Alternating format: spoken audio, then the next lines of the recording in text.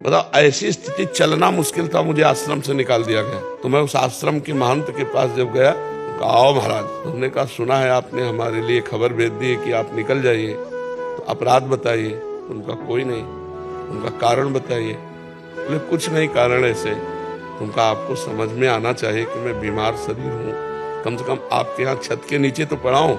हमारा कोई भरोसा नहीं है कि कब शरीर छूट जाए, तो कम से कम आप लोगों के बीच में। तो उन्होंने एक शब्द कहा, उनका मैं आपका ठेकेदार हूँ क्या?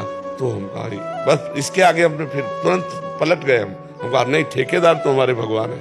तो उनका 15 दिन का समय देते हैं आपका। हमका 15 मिनट का, बस आश्रम जाना, झोला कांधे में टांगना है। अरे बचपन से बैरागी है कोई, मतलब ऐसे थोड़ी कि घुटने टेक दे माया के इस प्रपंच में। बस झोला उठाया चल दिया। राधा वल्लभ जी के पास गए, हमका कहाँ रहे, क्योंकि वही है हमारे मालिक। सत्य मानिए, गेट के बाहर नहीं निकल पाए थे। एक संत आए, बोले झोला वोला कहाँ लिए घूम रहे महाराज? उनका निकाल दिए गए। बोले आओ ना, बढ़िया व्यवस्था कर दी।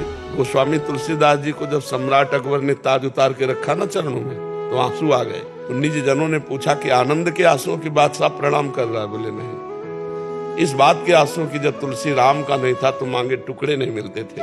आज तुलसी राम का है तो बादशाह ताज उतार के रख रहा है। जब हम भगवान के शरण में, और जब उन्होंने स्वीकार कर लिया, तो आज लाखों लोग प्यार कर रहे हैं। नहीं तो ये शरणागति इस किडनी फेल ने दिया।